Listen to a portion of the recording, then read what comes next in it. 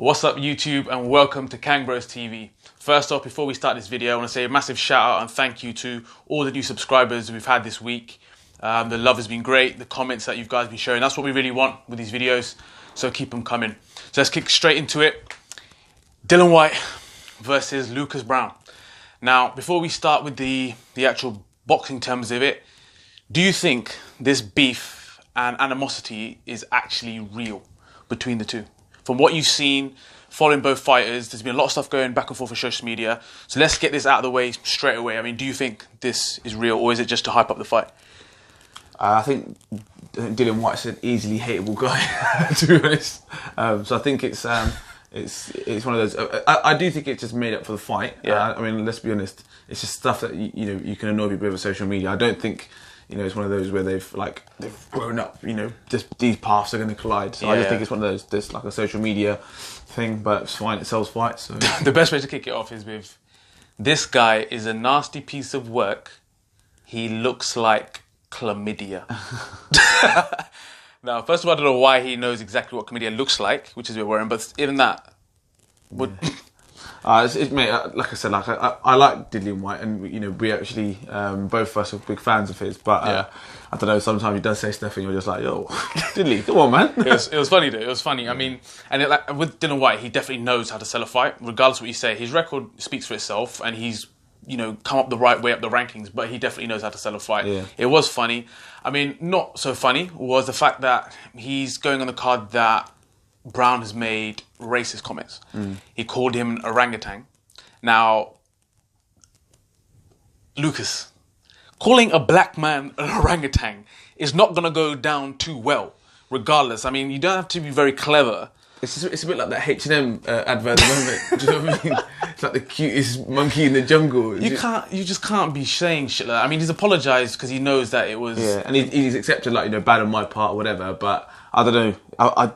Half of me, I don't know Lucas Browne personally or anything like that, but half of me thinks it was one of those well, let's slip it in there, and then I've got a fallback story. I know I meant for the long arms, but he probably just I'll put it in there and see if I get away with it or whatever. But I mean, in his defence, in Browne's defence, I mean, he seems like a very nice guy and likeable dude. He said that his long arms, if you take it out of the context it is, I mean, Dillian Whyte does actually have quite long arms. Yeah, and when he comes in with those. But still, come on, man. It's like saying, I know, it's almost like saying, you got to think a lot of these guys have got people that advise them on what to release into social media. Oh, you probably shouldn't do that. You probably shouldn't do that. Do you know what I mean? Yeah. Don't say that one. Do you know what I mean? Yeah, I've got an idea. I'm going to send that. Yeah, that's great. I've got an idea. Orangutan. I can stop you there. Oh dear. Yeah, don't be saying shit like that. I mean, the other one is Dillian Whyte called him a junkie. Now this one, he got done for the exact same shit that Dillian Whyte got done for. I mean, before that he got done for, I think it was almost like on the level of steroids apparently, but he got cleared of that. But then he got done for the same thing. So calling him a junkie, I mean... Yeah, I'm not even going to waste too much time on that one. Yeah. For me, it's just it's a good way to sell a fight, isn't it? To call somebody a junkie, and it's going to rile him up a little bit. It's like, obviously, Lucas Browne said it, pot kettle black, because obviously, you know the same thing, but obviously you probably can't say that, because that probably come across dead. No, I just think it's like selling a fight. Dillian Whyte does stuff to get under people's skin. He said it to, he did it the same thing with Joshua, didn't he? When he fought him, he was coming out with stuff, that was just slightly off the mark. But as I said, they're both, they know how to sell fights, and he's getting under his skin, so he's doing the right thing, I guess. The other thing, right, is that Browne mentioned that he goes, I got a lot of messages from fans saying, knock this guy out, knock Dillian Whyte out. Now, this is from English fans. Yeah. Now, I don't know if he made that shit up, because I think he's quite well liked within England. But like you said though, he is a love and hate thing with him, right? But do you think that's true? Do you think Dillian Whyte's actually hated in the UK, or is he liked? I mean, personally, like I said, we're massive fans of Dillian Whyte. But is that true? Do you reckon? I don't think it might be. I mean, look, it might be. But the thing is, fans. So before you go, fans, let us know. I mean, do you like the guy? Do you want to see Dillian get knocked out? Do you want to see Dillian Whyte get knocked out? I mean, we don't, but no, but I think. And to be fair, if I'm being brutally honest, you're more of a Dillian Whyte fan than I am. Yeah. I like the guy. I think he's quite funny, and I think he can box. But I know that you like him a lot more than what I would. But I think he's a little bit like O'Hara Davis, not to the same extent. But some people love to hate him. because he says stuff, and you look at it and you think, come on, man. Like, you know, when he talked about knocking Anthony Joshua out in the amateurs and that sort of stuff, it's like, yeah, it's fine, but it's ages ago. Do you know what I mean? Just get with it, get the times. You know, calling mate you a junkie, everyone's probably like, you know, if you actually look into the reasons why he's saying it, they're like, people are probably like, oh, come on, man. So I guess it's one of those like love to hate things, but in the day, he's out for a payday, innit? So he don't really care if people, you know, some people want him to get knocked out. As long as it makes them watch the fight, I guess, isn't it? Yeah. So.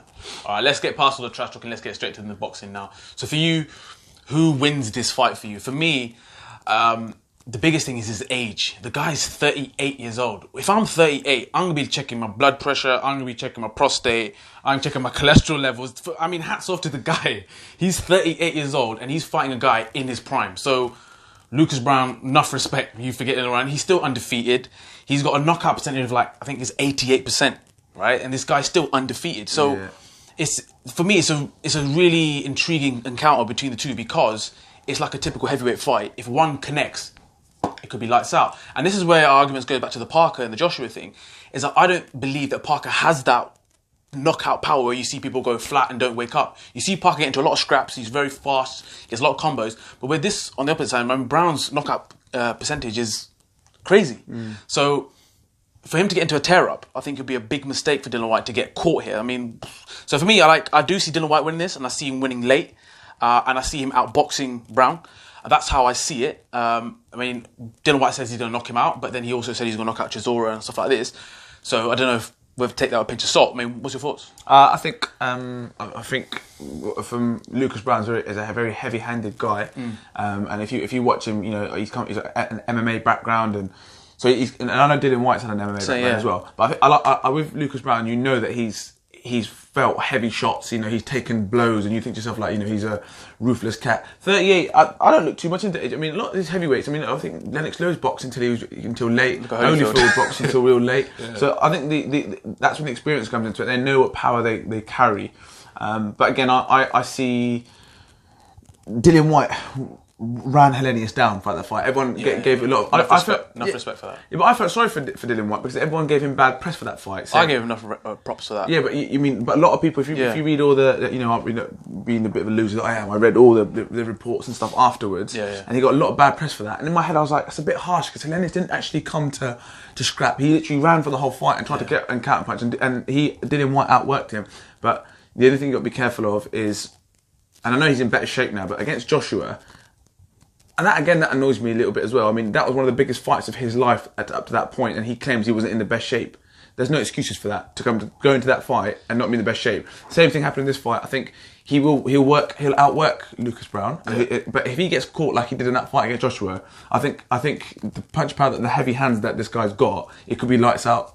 You know, I totally agree. I mean, with the whole Chisora fight, even though it was a fantastic fight for boxing fans, for just neutrals who were watching the fight, it was literally a tear-up, like he says, right? But for me, you don't want to be getting into this kind of tear-up, because if you get hit, you get clotted in heavyweight division, it can be like that. Especially with someone like Lucas Browne. Exactly, with a knockout percentage like that, you have to be, and he has to fight a clever fight. I think Dillian Whyte can win this quite easily, but he has to be very disciplined to win this fight. And I think he knows that, and if he gets into the tear-up, anything can happen in this fight. So that's why I think he's got to be careful. The other thing that worries me with Browne is that he doesn't really have someone... He doesn't have a really solid CV when he looks at other fighters. I mean, he's got James Toney in there, but this was James Toney coming to the end. He's in very bad shape and all this kind of stuff. Great person to have in your CV. But whereas Whyte, he's still got Joshua, he's still got Chisora. These are good, challenging fights. And like you said about Hellenius as well. And that's what worries me about Browne's CV, really. I think... the thing about Browne is he's fought a few of the journeymen that, you know, on AJ's CV. Yeah. There's a few guys on there that I know that AJ's fought. I know he's come up against he's fought not, I wouldn't say good fighters, but people that have had ring experience. So he's knocked those guys out. Which same with Joshua. You know, there's the Garvins, the Butlins, and all those sort of cats there. But the one thing that really stands out to me off of his CV is when he fought Chugaev. Now Chugaev's got that fight. I mean, listen, I watched that fight, and I'm sure many of you guys would have watched that fight. It's quite a while ago. It's quite a while ago, and he's been out the ring for however many reasons. So that's another ring rust is going to be a problem. It's a big fight to take on so soon. Yeah. But he fought Chugaev, and he got put down by Chugaev, and Chugaev was outworking him. Right? Chugaev was in bad shape. from one I've seen him, when Chugaev's fought, he fought Vlad and he fought Povetkin. He lost those fights, but he's fought them guys, right? Now he's actually beaten like some other good fighters, but he's fought Sprott and Skelton, and he beat those two. They're not the biggest names, but like Valuev, he beat Valuev and stuff like that. So Chugaev was a guy with real pedigree, and to win that fight the way he did by going down, he was on the canvas getting up to then knock him out. Chugaev was in control of that fight, and then he rocked him, and then when he rocked him, he knocked him out.